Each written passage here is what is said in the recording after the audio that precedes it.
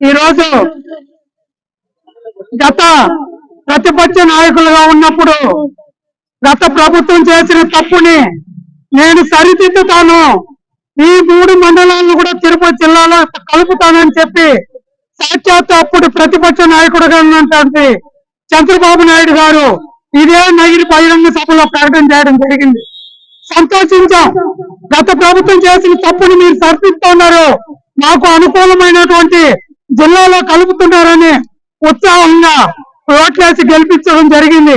గెలిచిన శాసనసభలో కూడా మన నగిరి ఎమ్మెల్యే గారు కూడా దీనిపైన మాట్లాడడం జరిగింది. మాట్లాడి శాసనసభలో కూడా అడిగారు ఆయన కూడా, ఖచ్చితంగా దీన్ని మీరు తిరుపతి జిల్లాలో కలపండి సార్, మాకు సమస్య వస్తుందని. అదే విధంగానే మీరు వేసిన సబ్ కమిటీ మీద చర్చలు జరిగి ఖచ్చితంగా ఈ 3 మండలాలని తిరుపతిలో కలుపుతున్నామని మీరే పత్రికల్లో రాయడం జరిగింది, అన్ని పేపర్లో రాశారు. మేము కూడా చాలా ఉత్సాహపడినాం. ప్రజలందరూ కూడా ఓట్లు వేసిన దానికి మనకు న్యాయం జరుగుతుందని ఆనందపడడం జరిగింది. కానీ మీరు రాసిన అదే పత్రికల్లో 3వ రోజే నగిరి, నిండ్ర, విజయపురం, చిత్తూరు అని ప్రకటన చేస్తున్నారు. ఈ రోజు విజయపురం, నిండ్ర వాళ్ళు పోవాలంటే చిత్తూరుకి దాదాపు 100 కిలోమీటర్లు, నగిరి నుంచి పోవాలంటే 70 కిలోమీటర్లు. మీరు విభజన చేసినారు, చిత్తూరులో కలిపినారు. ఆ పార్టీ ఈ పార్టీ ఎవరైనా సరే, ఏ అధికారైనా ఒక బస్సు వేసినారని మేము అడుగుతా ఉన్నాం. కనీసం చిత్తూరుకు బస్సు వేసే దమ్ము ధైర్యం లేని నాయకులు, అటువంటి అధికారులు ఈ నాయకుల నియోజకవర్గంలో ఉన్నారు.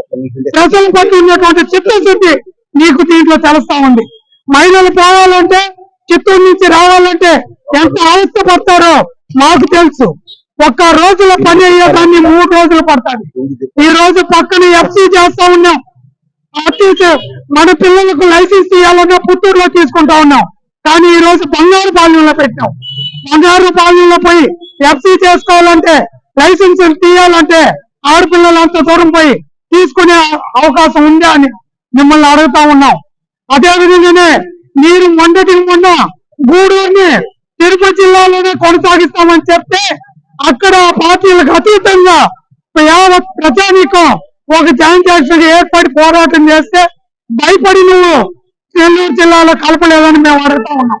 అదే వెంకటగిరిలో ఉన్నటువంటి బాలనాయుడుపల్లి ఇంకొక మండలాన్ని తీసుకొచ్చి గూడూరు డివిజన్ లో ఉన్న మండలాన్ని వెంకటగిరిలో ఒకే నియోజకవర్గంలో ఈ ప్రభుత్వం కదా కలిపిందని మేము అడుగుతున్నాం. సాక్షాత్ ఇన్ని చేస్తా ఉన్నప్పుడు ఈ నగిరి, నిండా, విజయపురం మండల ప్రజలు చేసిన పాపం ఏమని మేము అడుగుతాం.